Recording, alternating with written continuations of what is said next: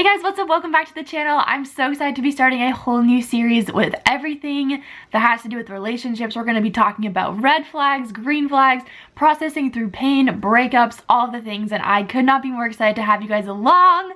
So let's just go ahead and get started. So today's video, I really felt like it was time for me to talk about how to get through a breakup. For those of you guys who don't know a little bit of my story, a couple years ago I went through a really rough breakup. I think that when we go through breakups, a lot of the times it's easy to put the blame on the other person, and a lot of times if you've been cheated on or if it was a one-sided breakup, you can tend to take on the mindset of like, I was the victim, like I didn't deserve that. But it's so interesting because the thing is like we really can't control what happens to us, because sometimes like we are a victim, like just being honest, like some things happen to you that you have no control of, but your healing is 110% your responsibility to take on and take ownership of. And so the last 2 years have just been an up and down for me of just learning what it looks like to get healed and to work through all these hard things and all these different beliefs and things that came up in my life. And so right around the time that I went through the relationship ending, I felt the Lord so strongly like put on my heart to be very aware of the steps that I decided to take to move towards healing. This sounds so dramatic, but this is literally what I heard him say. I heard him say that, Jody, like, be very careful how you go about healing from this, because this has, like, the way that you react and respond to this has the ability to just change the course of your life. It has the ability to change the way you see men, the way that you view relationships, the way that you view love, all those things.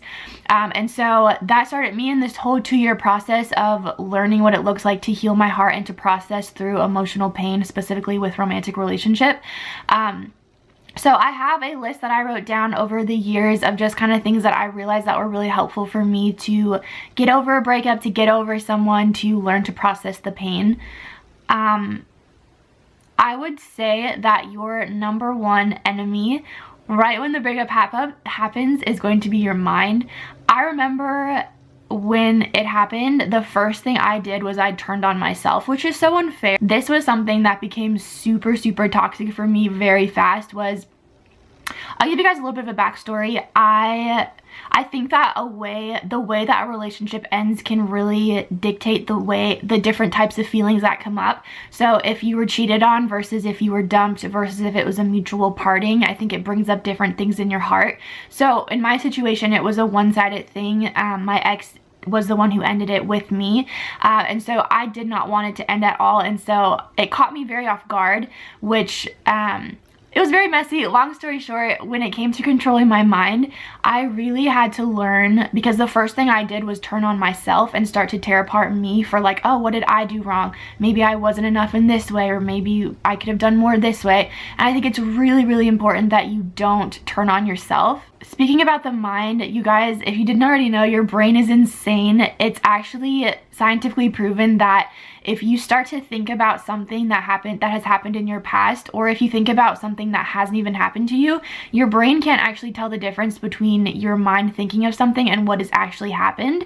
So if you start to relive those moments, those really painful things, if you just start to rehearse them over and over in your head, or even if you just start to relive the cute moments in the relationship, your brain actually doesn't know the difference. And so it's really not fair for you to do that to yourself, of just reliving through those really painful moments, because your body will actually physically start to react to that.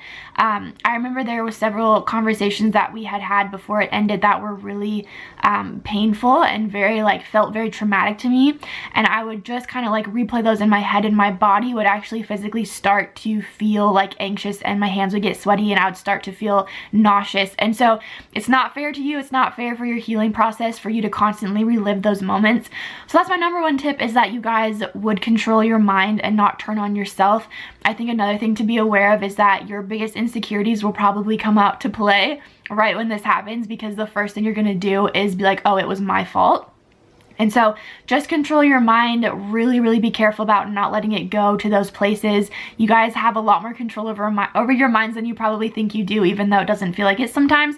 So that is my number one tip. My second tip is that I think kind of what I touched on earlier is that different types of breakups bring up different pain. I think if you've been cheated on, it's a whole different feeling of hurt and bitterness versus if it was just a mutual agreement and you guys decided to walk away. So just be mindful of the different things that you are actually feeling in your heart, because it's going to bring up different emotions. Also, I just want to say my third tip is that there is no specific timeline for healing. As much as you want someone to just tell you when it will all be better and when you'll feel great again, there's no timeline. I have a story to share with you guys that kind of proves this. So this was about a year after everything had happened, and I went home for the summer and I went on my parents' computer to print something off, I think, and I just happened to look at all the photos that were on their computer, and I had forgotten that I had backed up my phone to the computer before I had left for school.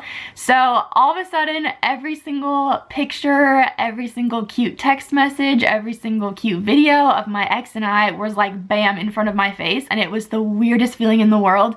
And I remember just sitting there and I felt really sad, and I kind of felt like I wanted to cry, but I was like, in my brain I was like, no, like you should be over this, it's been a year, like you should be completely fine.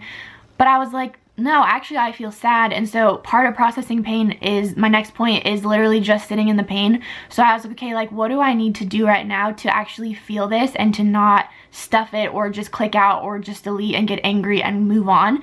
Because all that pain that you stuff, I guarantee you 100% is going to show up later in your life, in your next relationship, just at the most random times.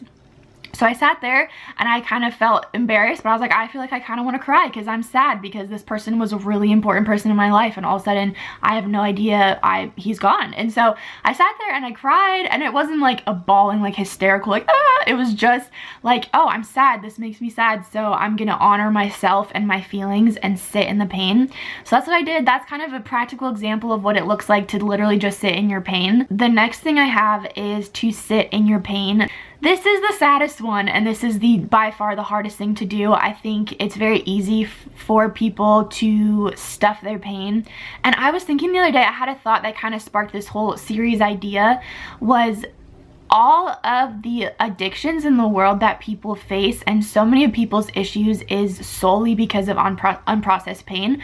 I was thinking, I know when we say addictions, we think of like these big giant like heroin addicts, or like they're on drugs on the street, but it literally, like, addictions look like shopping addictions. Ladies, like when you turn to shopping instead of actually processing your pain to bring you that endorphin rush of like, ooh, I got new outfits, I got cute new things. Or if you turn to food because all of a sudden you're feeling pain and you're like, I don't want to deal with this, I'm gonna go get some comfort food. Or if you turn to like masturbation or porn or anything that brings you that quick endorphin release of like making you feel better, if that's anything that you use to quickly meet a need instead of actually realizing that healing takes a long time and it takes a lot of intentional moments. So I have a story for you guys. This is really sad. Just buckle in, okay? So like I said, my ex and I had broken up. I think it was like in November, but it was very messy. We met up a couple times. I was really confused. I felt like I never got closure, and so I just needed to meet up and talk with him a couple of times, just trying to like figure out what even had happened. So we finally broke it off later in the year. I think it was like 2 months later. So we had our like final conversation where he said like, it's over, like I don't see you in my life at all, which was what I needed to hear to be able to move on. So that was like the final knife in my heart, and so it was like an extended thing, it kind of felt like. And so I remember I like rushed out of that conversation. I was just like bawling my eyes out. I drive home and it starts to snow, which is so random because I live in Northern California and it never snows here really. But the one time it does snow, I'm driving home, I can't see anything. My eyes are like, I'm so surprised I literally didn't crash my car and die because I couldn't see the road and it was snowing, it was cold, it was icy out. I get home and I'm just in like so much pain because it was like the final, like this is never going to work type of thing. And so I go to my room, I think I cried myself to sleep probably, and I wake up the next morning. So mind you, I'm like in the most pain I've ever been in my life, and I wake up the next morning, it is completely dark, the power is out. Not only is the power out, but the cell phone lines are down because we never get snow where we're from, so all the trees and all the lines were just like weighed down, trees were over, it was a mess. So I had no contact with anybody to bring me comfort. There was no power in the house, so I couldn't watch TV or do anything. It was cold. I was sitting there, I was like could it get more miserable? I'm in the most pain I've ever been in my life, and that is literally what when I learned, I turned to the Lord and I was like, God, I have no idea what to do right now. I so badly just want the pain to go away. And that is the epitome of what it looks like to sit in your pain. I literally sat on my bed for hours and cried and just talked to the Lord about how I was feeling. And I just let myself be present in that moment of realizing that I am feeling pain right now. So that is basically what it looks like to sit in your pain. It's exactly what it sounds like. There's no special thing to say or activity to do. It's you sitting there asking yourself, what do I need to feel this emotion, to feel it out, so that I'm not stuffing it and I'm not just pushing it away and thinking that I'll get better with time. So that's my very sad story. Oh my gosh, it makes me so sad when I think of it. Yeah, I think my last tip I want to share with you guys is I was listening to a podcast by Abby and Justin Stumball. If you guys haven't heard it, it's called The Connected Life. It came out right when I started going through this breakup and literally saved my life. Everything they talked about was completely, every single week was what I needed to hear to get me through. But they talked a lot about how dating is a compatibility. At the bottom line of everything, it's a compatibility assessment. And so I know a lot of times when breakups happens, it's so easy to turn on yourself like I was talking about earlier. But honestly, when it comes down to it, it is solely a compatibility thing. And so you have to give yourself so much grace and not beat yourself up about like, oh, I should have been this, I should have been more or done more. Because if you were truly ultimately yourself and you felt like you brought yourself to the relationship fully, it just means that that person, for whatever reason, did not think that you guys were compatible for the long run. And that's solely what it is. So it just takes a lot of the pressure off of you to try to make sure that you are actually, you know, like, oh, well, like, I could have done more, I could have done better. But you guys have to give yourself a break. If you brought yourself to the table, that's all you can do. And you have to like take the weight off of yourself of thinking that you could have done more or you should have done this or this. So yeah, that is my little video. Those are my top tips I have. I have a couple of more video ideas I want to film for you guys. I would like to ask you guys, if you've made it this far, thank you so much for watching. If you have any specific questions that have to do with getting over a breakup, I would ask you to leave them in the comments.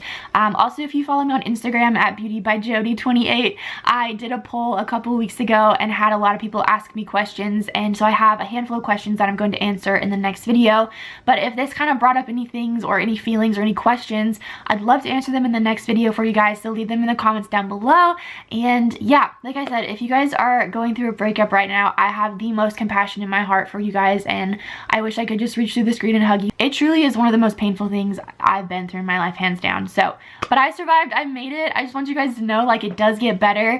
That's the thing, is that everyone will tell you that and you literally just want to slap them in the face. You're like, shut your mouth. It does not, but it does. I'm living proof that, you guys, it does get better. So yeah, love you guys all so much. Leave any questions you have down below and I'll talk to you guys all in the next video. Bye.